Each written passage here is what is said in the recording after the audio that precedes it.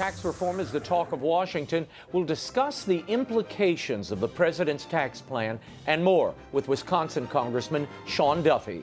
And later, China continues its economic and military buildup while North Korea fires another successful ballistic missile. Can China help avert war? And is it in their interest? Stephen Mosher will tell us. And finally, sexual harassment cases are spiraling out of control here in the U.S. What's the cultural impact? Former America's top model contestant turned modesty advocate LEAH DARROW joins us to react. The World Over starts right now.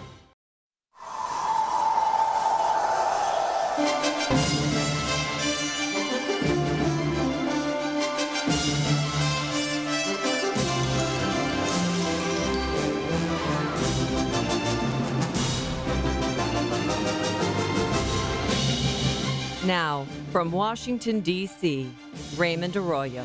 A warm welcome to all of you joining us in the United States and the world over. Congressman Sean Duffy, Stephen Mosher, and LEAH DARROW are all straight ahead. If you'd like to comment on tonight's show, send me a tweet. I'm at Raymond Arroyo. I'll be live tweeting throughout, or you can email me at worldover@ewtn.com. Here's the brief news from the world over this week. The career of another media and entertainment icon is apparently over amid sexual misconduct allegations. Matt Lauer, NBC News' longtime anchor and co-host of the signature program The Today Show, was fired this week after a female colleague and others came forward charging Lauer with sexual impropriety. Confronted with visual evidence, NBC News fired Lauer. This firing is the latest in a string of high-profile, powerful men whose careers ended amid sexual misconduct allegations. More on the cultural effect of these scandals later in the show. Meanwhile, House Speaker Paul Ryan and Minority Leader Nancy Pelosi said Democrat Congressman John Conyers of Michigan should resign in the face of his own allegations of sexual misconduct. Pelosi told reporters Thursday that the accusations against Conyers are serious, disappointing, and very credible. Conyers, who is the longest-serving member of the House, has faced increasing calls from Democratic colleagues to step down as former aides have come forward to accuse him of inappropriate behavior. Conyers has said through his lawyer that he is innocent and has no plans to step down. Conyers was hospitalized in Detroit on Thursday for a stress-related illness. Meanwhile, in the Senate, Minnesota Democrat Al Franken also said this week he will not step down despite admitting to sexual misconduct and accusations from multiple women. And President Trump's long-promised tax cut and overhaul has passed the Senate. After 20 hours of official floor debate and a series of amendments, the GOP held together in passing the first major tax reform measure in more than 30 years and delivering the first legislative victory for Trump and the GOP. Ahead of the vote on Wednesday, the president touted the measure at a campaign-style rally in Missouri. 3 months ago, we came to this state to launch our plan to bring back Main Street by cutting taxes for American families and small businesses. Today, I've come back to help push our plan for historic tax cuts right across that finish line. We're going to do that. With your help, we can usher in a thrilling new era of opportunity and growth for this nation that we love so much. And world leaders are uniformly condemning North Korea's latest ballistic missile launch. Tuesday's launch demonstrated for the first time Northern Korea's ability to target any part of the United States. At an emergency meeting of the UN Security Council on Wednesday, U.S. Ambassador Nikki Haley said, if war comes, it will come as a result of further acts of aggression by Kim Jong-un's regime. The dictator of North Korea made a choice yesterday that brings the world closer to war, not farther from it. We have never sought war with North Korea, and still today, we do not seek it. And if war comes, make no mistake, the North Korean regime will be utterly destroyed. More on this and whether the latest sanctions imposed on the communist regime will work later in the show. And Pope Francis renewed his call for open borders and denounced immigration policies that emphasize national security over welcoming migrants. In a message delivered to state leaders around the world entitled Migrants and Refugees, Men and Women in Search of Peace, he wrote that fear of immigrants lessens human dignity, and anti-immigration policies sow violence, racial discrimination, and xenophobia. Francis went on to implore politicians to practice the virtue of prudence in welcoming refugees and helping them to assimilate. Meanwhile, deadly terror attacks by ISIS continue. Late last week, militants trapped worshippers in a crowded mosque in Egypt's Sinai Peninsula and used explosives and gunfire to kill more than 300 people. This was the first attack on a mosque in that country's modern era that began about 200 years ago. Islamic State fighters used 4 off-road vehicles to storm the Sufi mosque complex during Friday prayers. Egyptian President El-Sisi condemned the attack, calling it an attempt to halt Egypt's efforts at fighting terror and extremism. And a former confidant of St. John Paul II revealed that the late Pope had a prophetic vision of an Islamic incursion into Europe. Monsignor Mauro Longhi, a former student of John Paul's, says the pontiff was a mystic who experienced visions. In a recent lecture, Longhi spoke of a 1992 meeting with John Paul II in which he described one particular vision, namely, Europe would be overtaken by Islamism in the 3rd millennium. The late Pope went on to say that the Church of today would have to contain the invasion with, quote, faith lived with integrity. St. Pope John Paul II was known for promoting interfaith dialogue between Catholics and Muslims throughout his pontificate. However, in his 2003 encyclical Ecclesia in Europe, he cautioned that dialogue with Islam should be conducted prudently, with clear ideas about possibilities and limits. And the Archdiocese of Washington is taking the district's transit authority to court after its Christmas ad campaign was rejected. The ad, created for the sides and back of buses, includes a silhouette of shepherds and sheep on a starry night, and it reads, "Find the perfect gift." The web address at the bottom directs people to an Archdiocese-dedicated website, a Christmas website, which includes information on Advent and Christmas traditions, a parish schedule, Mass schedule, and information on charitable giving. The Metro, as it is called locally, established ad guidelines 2 years ago prohibiting ads that, quote, promote or oppose any religion, religious practice, or belief. Their decision to forbid the ad, the Archdiocese says, violates its First Amendment rights. They are taking them to court. And finally, at least it's Christmas at the White House. First Lady Melania Trump kicked off the Christmas season this week, unveiling the White House's new Christmas decorations. More than 150 volunteers from 29 states spent 1,600 hours during the long holiday last weekend decking the White House halls. The theme of this year's decorations is time-honored traditions, which the White House said pays respects to 200 years of holiday traditions at the Executive Mansion. Among the Christmas standards is the 18-foot fir tree in the traditional spot in the Blue Room, featuring ornaments from every state. New this year are glistening wintry branches lining an East Wing corridor. The national Christmas tree was also lit by the First Family tonight. A happy Advent season to all. It's looking pretty. And I like the ballerinas. When we return, we'll discuss the president's tax plan. Who will or won't pay more? Wisconsin Congressman Sean Duffy will tell us when the world over continues. Stay right there.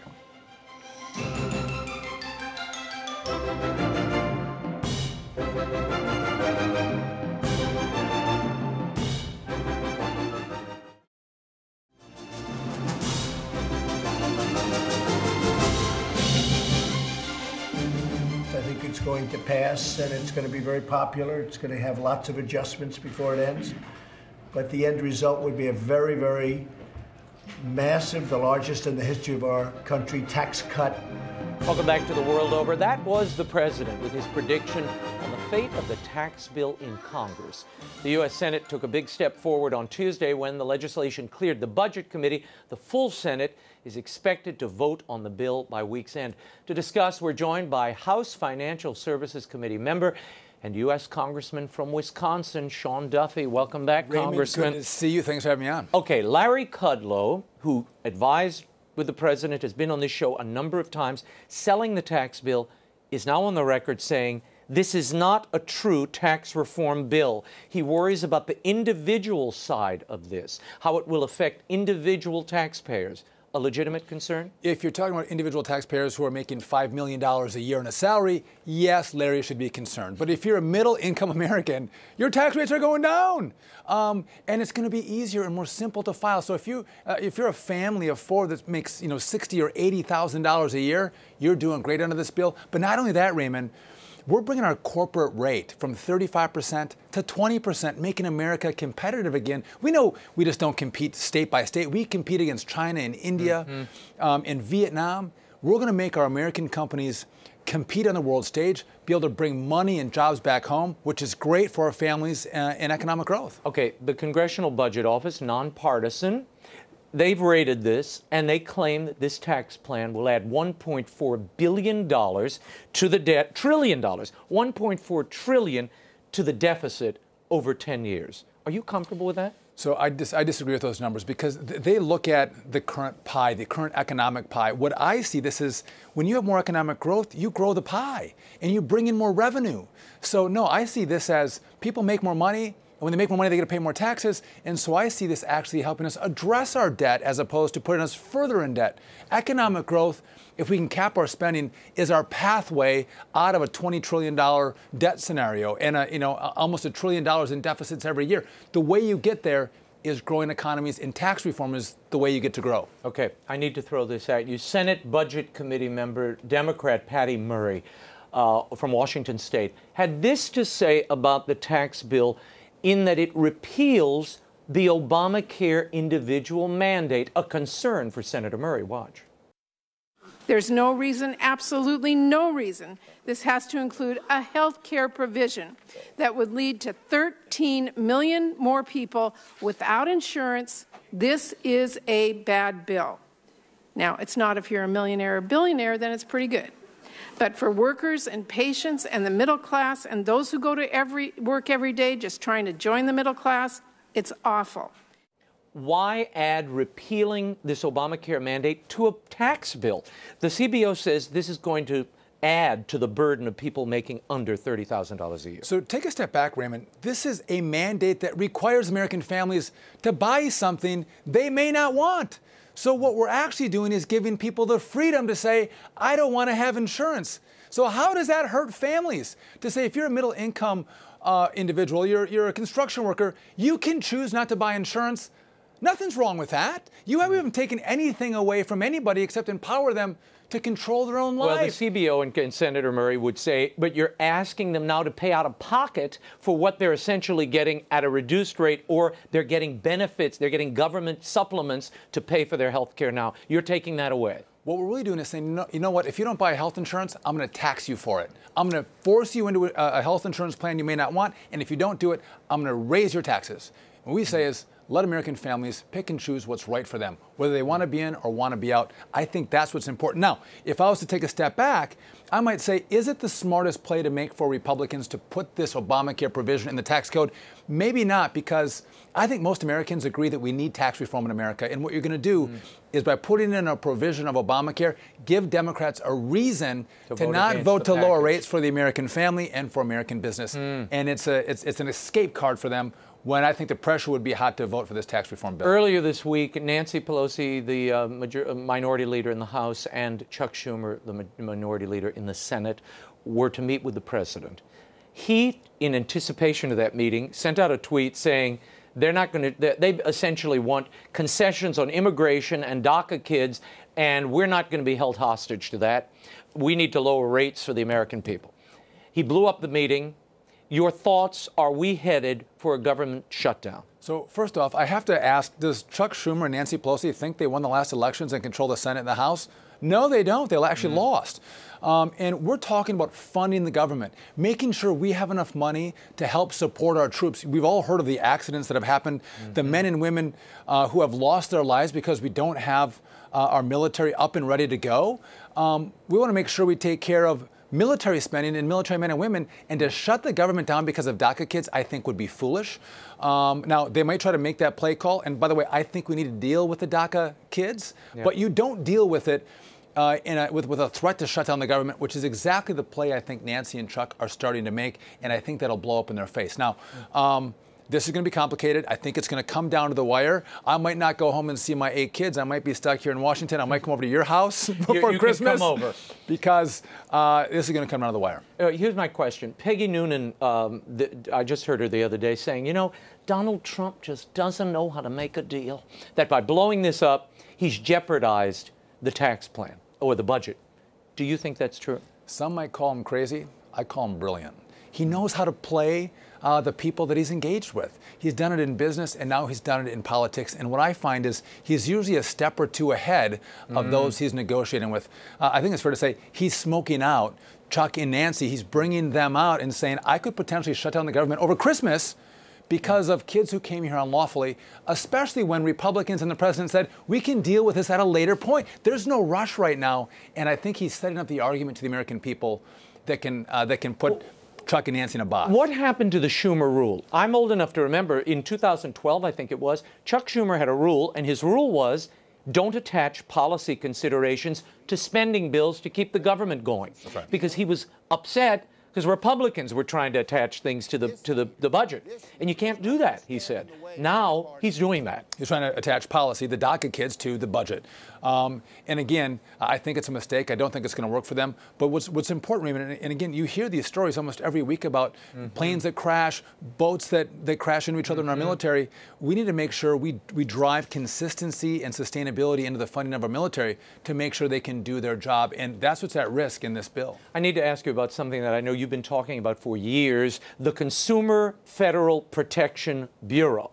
Now, this is a group founded by Elizabeth Warren, Senator Elizabeth Warren, and it was in theory to help protect American consumers from fraudulent or what's the term I'm looking for, unregulated credit card companies or loan agencies taking advantage of the American people. What's wrong with that, and what's wrong with the agency? So, first of all, I support consumer protection. If you're being taken advantage of or you're being deceived by a credit card company or a financial institution, predatory lender, we should fight for people so they get a fair deal. That's not what this agency is actually doing, Raymond. They're imposing rules and regulations that big banks they can comply with, they can deal with. But those rules and regulations on the smallest banks in America, the credit unions in America that serve rural America, they can't comply with those rules and regulations, and either they're forced to consolidate or they're forced to go out of business. Not only that, this agency will say, well, we've collected billions of dollars for consumers. Do you know what they're doing, Raymond? They're shaking down businesses. So the business will say, when the shakedown comes, do I want bad press from the CFPB, or do I just want to pay them off? And it's a completely unregulated agency, we should say. You all can't do anything about it. Neither can the president. It was set up that way. It's paid and funded through the Federal Reserve. Right, so they draw their money for the Federal Reserve. And you know that the Congress appropriates money per the Constitution. We fund agencies, but not with this one. They can draw up to over $600 million a year to fund themselves, and they have one very powerful director, which means that they can say they're advocating for consumers, but if they don't, who can stop them? The Congress can't, and that means the people can't. And what's important, but one last point on this.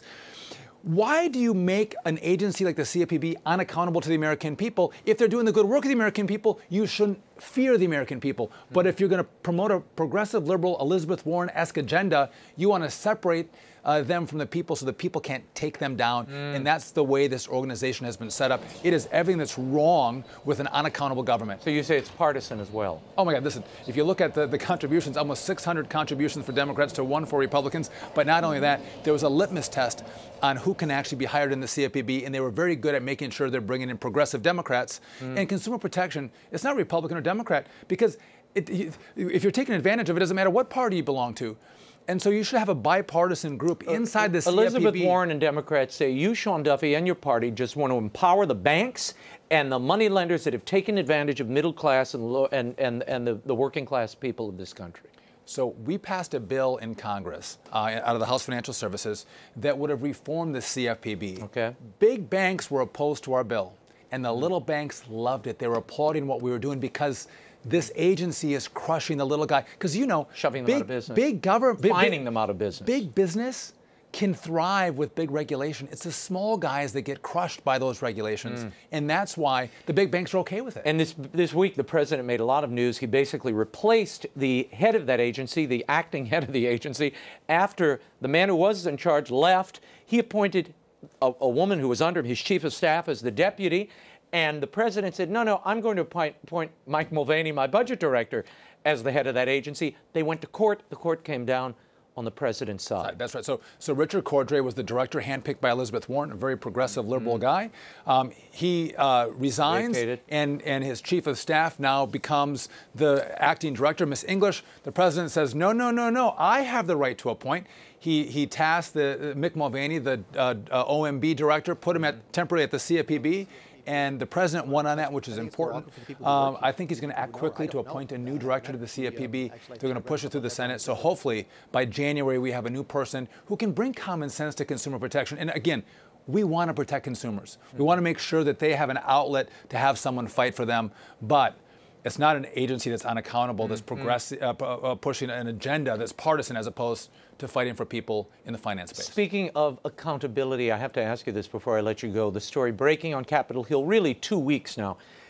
A fund, a slush fund created by Congress in 1995 that has paid out millions of dollars to those who claim they have been abused in some way or have some grievance against a member of Congress. This fund was set up through the Office of Compliance. They paid out to hundreds of people who've complained. Yes. We don't know who the members were that these settlements were paid on behalf of. It's shrouded in secrecy.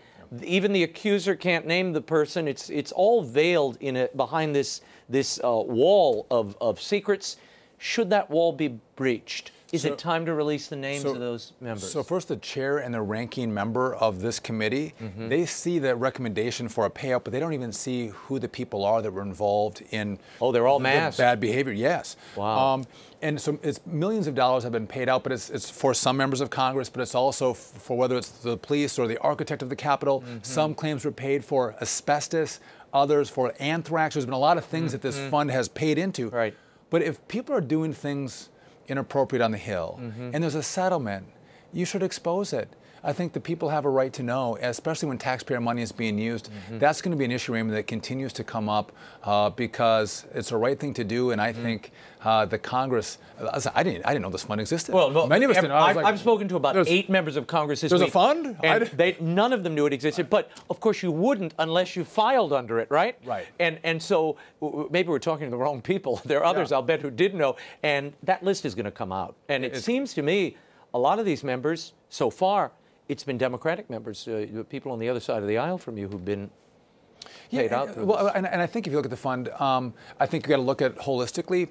You know, what were the scenarios of the payout, and what does the victim? What do the victims say? But again, when you pay money out with taxpayer money, the taxpayer has a right to know what's going on, and I think you're going to see more transparency come through in the next several weeks from the Congress. Congressman Sean Duffy, thank you for being here. With China on the rise and North Korea becoming a potential nuclear threat, how should the U.S. play its foreign policy cards in Asia? China watcher and author Stephen MOSHER is here to tell us and talk about his new book, Bully of Asia, When the World Over continues. Stay right there.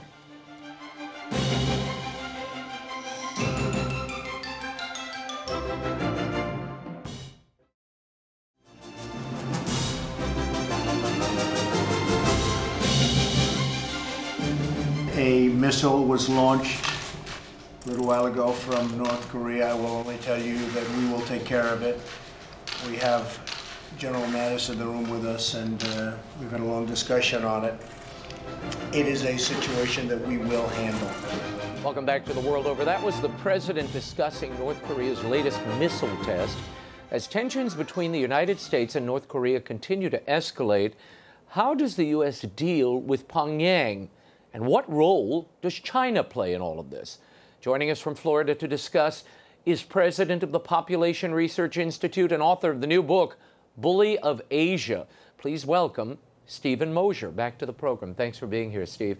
I want to start with this North Korean missile. We have, the United States, 1,500 nuclear warheads. North Korea has about 100. Is this really a threat? Is it as big as we're hearing or being led to believe?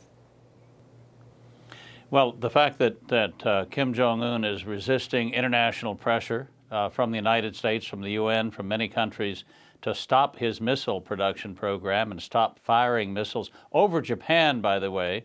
Not this one, but the previous one went right over the sovereign territory, the sovereign country of Japan. Yeah, I think he's a danger. He's a loose cannon, as it were. But the solution to North Korea lies in China. It really doesn't lie in Pyongyang. People need to understand that North Korea is China. It is defended by China under a mutual defense treaty. It survives because of China's aid and support. China buys North Korean coal, and it ships back into North Korea gas and crude oil to keep the North Korean economy humming. China components go into making North Korean nuclear weapons and North Korean missiles. Kim Jong-un, little rocket man as we call him now, wouldn't have nuclear weapons or wouldn't have missiles were it not for parts and pieces that are made in China and assembled in North Korea. Okay, I want to share with you a tweet the president sent out on Wednesday, President Trump. He said he'd spoken to President Xi of China, and he said this: just spoke to President Xi Jinping of China concerning the provocative actions of North Korea. Additional major sanctions will be imposed on North Korea today. This situation will be handled. Okay, you spoke a moment ago, and I've read the book, which is fantastic, by the way, and it talks about the trade relationship between China and North Korea, how, you know, this is really their biggest and only foreign trading partner is China. How much control do the Chinese have over Kim Jong-un? Well, Kim Jong-un is the latest in the line of the Kim dynasty, and China has always regarded North Korea as being as close as lips and teeth, North Korea and China. North Korea are the lips, China is the teeth. And what that means is that North Korea is a buffer state, protecting China from the 29,000 American troops in South Korea, protecting China from the example of ordered liberty that you see in the free, democratic South Korea. So Mao Zedong, Chairman Mao Zedong, the first emperor of the Red Dynasty that rules China today, once said, if the lips are gone, the teeth will get cold. And what he meant by that is if North Korea falls, China will be exposed to democracy, will be exposed to an American president. So that's why they're keeping North Korea alive. That's why 90% of the trade that North Korea does with the rest of the world goes through China or is with China. If China wanted to, it could turn out the lights in North Korea virtually overnight. North Korea would get cold and dark. And as I say, these missiles and nuclear weapons wouldn't exist except that China is providing the parts and pieces. These missiles should say, assembled in North Korea using Chinese components. Well, we keep hearing, though, from the president and others that China is willing to exert influence over North Korea. We keep hearing that the Chinese are attempting to exert some influence. Are we being played? Is the United States being played here by the Chinese communists? We've been being played for a long, long time, going on a quarter century now. We were played back in the late 90s when China said to President Clinton, if you simply provide North Korea with billions of dollars in aid, they will stop their nuclear weapons program and their missile program. So we gave North Korea $4 billion. That's a pretty good chunk of money. And of course, Kim Jong-un's father, Kim Jong-il, continued to build missiles and nuclear weapons. They played the same game again in 2008 with President Bush, saying, Kim will stop his programs if you simply give him foreign aid. So we gave him hundreds of millions of dollars before we realized that we'd been had a second time. We shouldn't fall for this a third time. Oh, and what's the end game here for North Korea? What do you think? I mean, he's sending these missiles up every week. There's international pressure on him, sanctions being imposed that don't seem to be working. 90% of their trade has been cut off, and he's still, sending up the missiles and building them. What's the end game? Well, I would advise President Trump to disarm North Korea, sanction China. Now, we've started doing that a little bit. We closed down one little bank near the North Korean border that handled North Korean transactions. We've sanctioned 4 companies that were providing electrical circuits and other sensors to go into the missiles that Kim is building. But we need to go further than that. We need to impose serious sanctions on China, because when China begins to feel the pain, Kim Jong-un will no longer be in power. He will join the Kim dynasty, his father and grandfather in the Kim dynasty tomb outside of Pyongyang very quickly. U.S. Ambassador to the UN Nikki Haley told the United Nations Security Council that North Korea's missile launch brings us closer to war. And then she called on China to do its part, once again, relying on China, to rein in North Korea. Listen to this from Wednesday. We know the main driver of its nuclear production is oil. Through sanctions, we have cut off 90% of North Korean trade and 30% of its oil. But the crude oil remains. The major supplier of that oil is China. President Trump called Chinese President Xi this morning and told him that we have come to the point that China must cut off the oil from North Korea. Why do we keep taking advice, do you think, counsel from the Chinese on this situation if, as you suggest in your book, Bully of Asia, China is North Korea? Well, I think we're being naive. Certainly the Chinese leadership, President Xi Jinping on down, think of us as naive and innocent and easily deceived. And I think they're deceiving us with the North Korean situation. They've armed North Korea. They've set North Korea up as the boogeyman. Meanwhile, they're making aggressive actions in the South China Sea. Right. They're building being islands aggressive towards India, towards Bhutan, in the East China Sea, building artificial islands. It's a pretty good thing when you can take a sandbar that's underwater at high tide, pour thousands of tons of concrete on it, and call it an island, and then claim everything to the horizon. If you can do that in the South China Sea, you can do that anywhere. It's an amazingly aggressive act. In normal times, it would be an act of war. We're not paying attention, Raymond, because we're being distracted by this North Korean situation. Yeah. There's also deep inroads that the Chinese have made into the United States. Now, you've been on the show before and we've talked about this, but talk to me for a moment about how the Chinese have bought their way into higher education, into the Ivy Leagues, and set up Chinese institutes all around China that are operated by places like Harvard and Yale and major universities. China has set up about 1,000 what are called Confucian institutes around the world. Several hundred of these are in the United States of America. Now, of course, they're called Confucius Institutes. They're not called, for example, Chairman Mao Zedong Institutes, because they wouldn't want to name the institute after one of the greatest mass murderers in human history, who's responsible for 65 million deaths in China alone. So they set up Confucian Institutes by going to a university like Stanford, like Harvard, and offering them millions of dollars in exchange for space on campus, in exchange for hiring a director who is sympathetic to working for China, and then teaching the Chinese version of history and culture to these naive, innocent American students who come to the center to learn about China. It's a major propaganda effort. It's not run by the Ministry of Education in China at all. It's run by the United Front Department of the Chinese Communist Party, as in Communist Front Organization.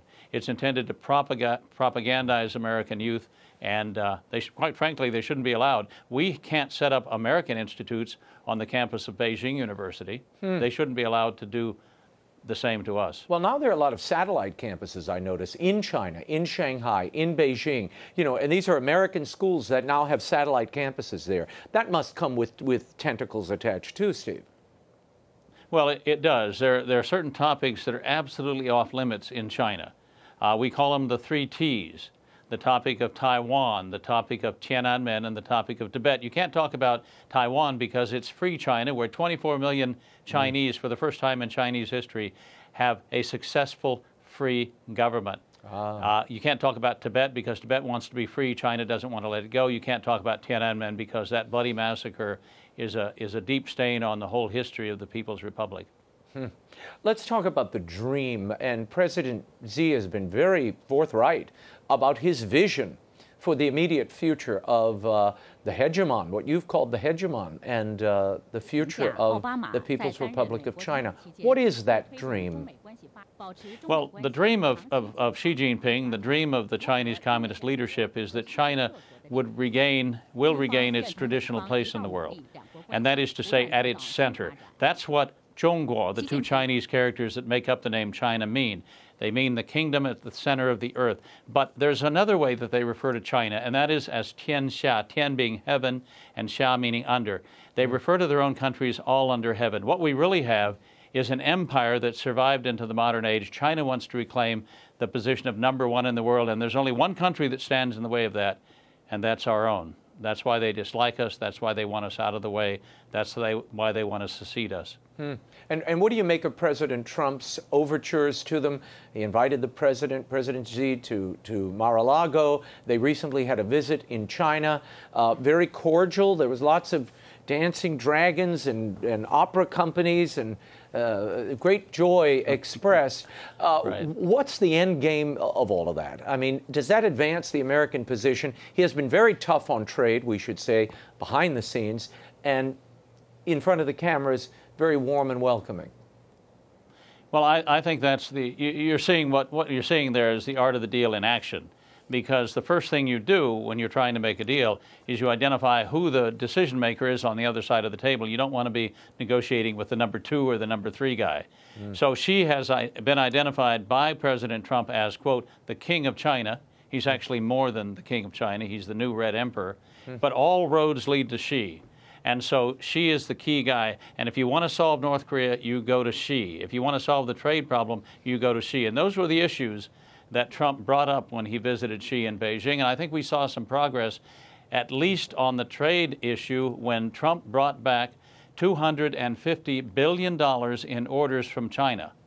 Now that in itself goes a long way towards righting the trade imbalance. And I think he'll keep the pressure on Xi Jinping to buy more of American goods and services, which is what we all want, which will cause American factories to open up again, American jobs to be created. Were you surprised that we heard so little about China's checkered human rights record as well as its religious freedom record while the president was visiting Asia and China in particular? Well, I would have liked to have heard more, Raymond, because crosses are being ripped off the top of churches.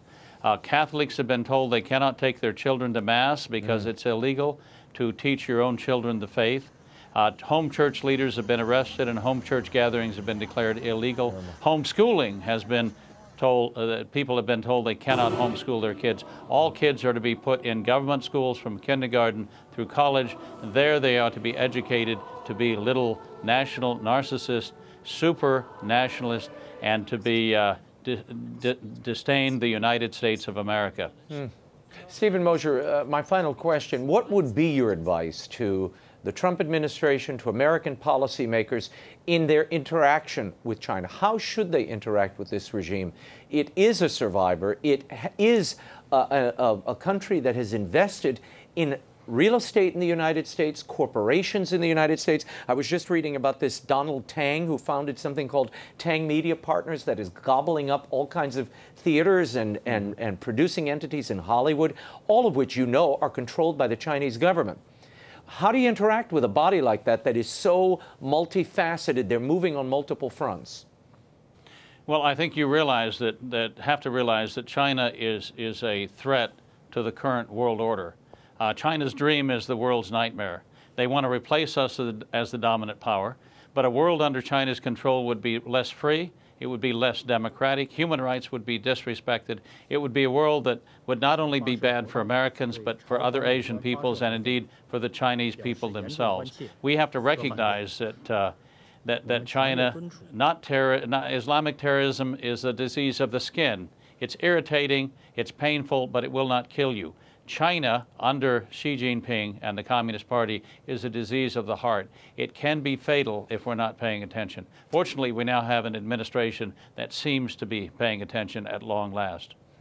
Bully of Asia, Why China's Dream is the New Threat to World Order by Stephen Mosher is available at bookstores everywhere and online. Stephen, thank you for being here. Up next, sexual harassment scandals continue to dominate headlines here in the U.S. How is this constant barrage of salaciousness affecting victims, the accused, and American kids who have to hear about it? Catholic speaker and former model LEAH DARROW is here with her take. Stay right there.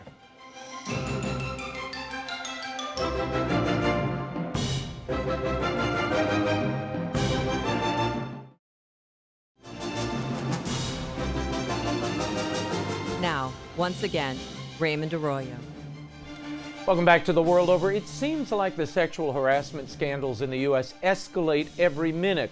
Some allegations appear to be proven, while others remain just that, allegations. What is this story doing to an already brittle and toxic culture? Here with her unique perspective on all of this, I'm joined by former America's top model contestant, modesty advocate, and author of the new book, The Other Side of Beauty, LEAH DARROW. She joins us from St. Louis. Thank you for being here, LEAH. Thanks for having me. Hey, I want to start with what we're seeing out there in these allegations, and it is a tsunami at this point. It's not isolated to any one industry. It touches fashion, it touches film, it touches media. It seems to be touching everything. And, well, maybe that's the problem, isn't it? But do you feel vindicated at this point? You've been talking about modesty for a long time. I know that. Right, absolutely. I mean, when I was working as a model in New York prior to my conversion, this was something that I was a part of. This was something that happened to me personally. I saw it happen to other models as well, with clear sexual harassment cases. And so, yeah, I am happy that at least the media is talking about it now, because it's been going on for so long. Yeah. And many of us have definitely been affected. And it's definitely not just in that industry, but it seems to be more allowed there. And I think especially as a model, I was working in an industry that was objectifying the human person, and especially the female body. And so there was a sense that we allowed a piece of it to happen because we just saw it happen everywhere, and then nothing was done about it. And nobody wanted to say about it because, of course, your career could end like that. Yeah. Well, it happened in the theater as well. I was in the theater for years, and as a young actor, whether you were a male or a female, if you didn't look like a toad, somebody was going to hit on you. It happens. The question is, how far did this go, and how far has it been allowed to go? You know, when you have these people in power, using that power and control over young people, then that's mostly what we're talking about, or people they have control over in the office. It seems to be epidemic the way that it was utilized, that the power was utilized. I want to share with you something that actress Angela Lansbury, now in her 90s, said, and she got into a lot of trouble for saying this earlier in the week in an interview. She said, "We have to own up to the fact that women, since time immemorial, have gone out of their way to make themselves attractive. And unfortunately, it has backfired on us. And this is where we are today. We must sometimes take blame, women. I really do think that. Although it's awful to say, we can't make ourselves look as attractive as possible without being knocked down and raped." So my question is this. I worry about that idea that somehow, you know, it's one thing if you're advertising all your wares, and I won't explain that, we're a family show. It's quite another if you're just trying to look beautiful and the best you can be. What's the difference? How do you balance that out? Well, I think the difference is obviously our intention. And it goes back a lot to some of the problems that we're seeing today. I know a lot of people, maybe some, liberal feminist group, want to say that it's just the men. All the men are the problem, but that's not the case. We have a problem, and we have a problem with a lack of moral clarity, a lack of formation, character formation, and women realizing and being told that they're strong, that they're brave, that they're beautiful for who they are and not what they look like. And this is a message that has not been given loudly enough in our culture. And definitely the Hollywood and beauty and fashion industries don't want us to believe that, because they want us to believe that we are exactly what they want us to be and what they're trying to create in us. Yeah, well, and that's a problem. Well, in your book, The Other Side of Beauty, you talk about this commoditization, of beauty, that it's become its own product. It's a ware that is sold, and that takes a certain amount of control. Tell me what happened to you, what you saw when you were on America's Top Model, happening with the photographers. I remember seeing this a lot with directors and producers around certain productions. Yes, absolutely. So it was extremely common, photographers on the set of the show, and even after the cycle ended, the photographers would reach out to the former contestants and have them on to their set to get pictures for their portfolio so they could continue in the modeling industry. And these occasions happen, and then there was these moments where they would get there, the shoot would be done, and they'd be like, well, why don't we do a few more other shots where you have less clothes on or no clothes at all? And so that began a process, and I began hearing stories of my former contestants of this happening to them with photographers there from the show. and this happens, and nobody seems to be talking about it. And I will say at the time, I didn't know what to do. I didn't know what to say when I had my friend come back and tell me these experiences. I didn't know what to do myself as a model working in the industry after being on America's Next Top Model when I myself was groped and harassed. And you're just not sure where to go. And if you say anything, who do you really tell? It's not like there's a CEO of the modeling industry that you go and you report it all to, if that would even help. Yeah. You ended up calling your dad, right? I did. I did what any girl could do. I was in the middle of a fashion photo shoot, and I had a profound encounter, Raymond, with Christ. It was something that only Christ could do. And he touched my heart in the middle of a fashion photo shoot in the middle of New York City and just reminded me of who I was, that I was his, and I wasn't the world's, and I did not belong to the world. And that gave me the courage to walk out. And then I went home and I did what any girl would do. I called my dad and I just said, Dad, if you don't come and get me, I'm going to lose my soul. And there's a long pause, but Dad finally spoke, and he just said, okay, baby, I'm coming to get you. And he came, he drove 2,000 miles to come pick me up. And I made my way back home to St. Louis, and I came back to the Catholic Church, came back to my faith, and began that spiritual rehabilitation process of really finding out what God had in store for me, how much he loved me, and to find out really his purpose for my life. I want to share something with you. This is the actress Mayim Bialik, and she writes this, or wrote this on Twitter back in October. I still make choices as a 41-year-old actress, and I think of them as self-protecting and wise. I've decided my sexual self is best reserved for private situations. I dress modestly, and I don't act flirtatiously with men as a policy. She later had to apologize for those comments. What kind of culture are we in where you have to apologize for something like that? It's terrible. There's a huge backlash where we have to say, you know, we want to speak truth, and we hear these allegations that are coming out, and everybody's in a big uproar. And it kills me that these allegations are coming up from all these different men that are coming on, and there's this idea of like, now all men are bad, which is not true at all. But at the same time, they're still touting this whole like, you know, everybody can do whatever they want, and now gender's a question and everything else. So this idea of like, ladies, all men are bad, but you have to share a bathroom with them. That mentality doesn't work, and it just shows us that our society is very confused. And I think what she said in her Twitter post about modesty is incredibly important. And I think it's important for women of faith to not apologize for suggesting ideas and virtues such as modesty and chastity are ways to help combat this issue that we're currently in. No, we're clearly in a bipolar moment. And I think for men, it's very difficult to navigate this because you want to be close to your coworkers, whether they're male or female.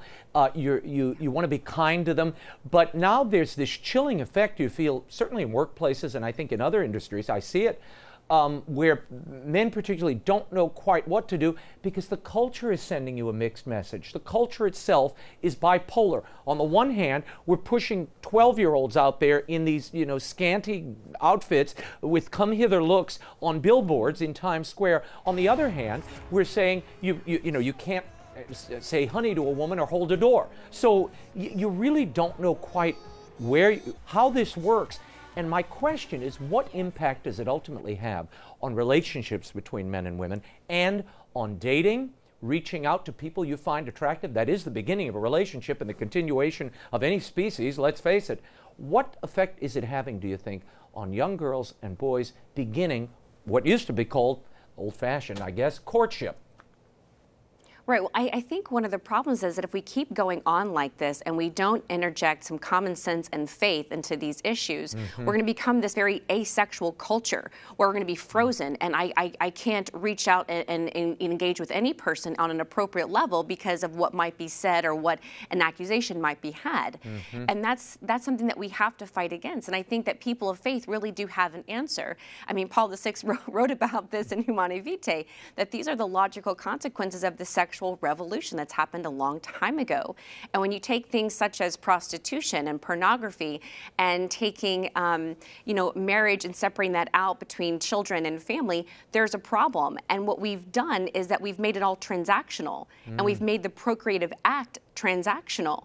and you separated that out, and these are the problems that we have. Yeah. And I think we need to have more moral clarity. I think we need to look to faith.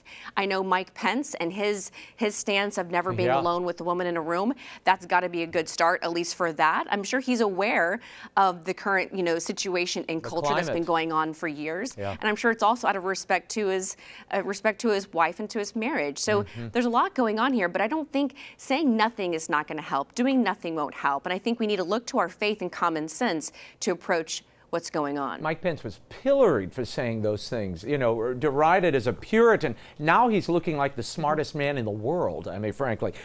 Let's talk very quickly about your book, The Other Side of Beauty, Embracing God's Vision for Love and Truth, and True Worth, rather.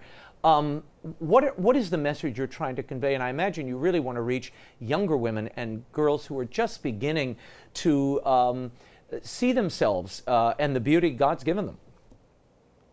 Absolutely. There is a message out there in the world that's been there for a long time that tells us women that we are what we look like, and that we have to live a life that's Instagram worthy, and we have to live a life that, of course, the culture has deemed beautiful and acceptable.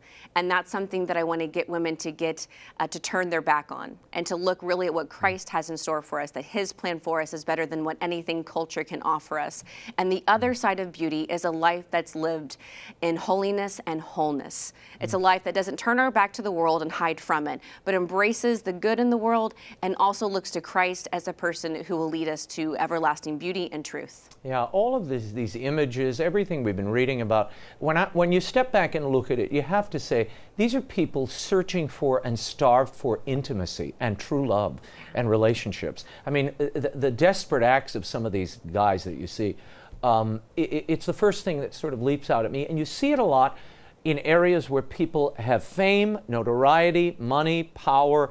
It's the next level for them, and they don't have those intimate bonds and ties of home and family, and even a sense of self that will allow them to be whole people. So they act out, they do these crazy things, and one hopes that this is the beginning of reining some of that in, and maybe an opening for people like you to offer something different. The Other Side of Beauty, Embracing God's Vision for Love and True Worth by LEAH DARROW is available at bookstores everywhere and online. Thank you for being here.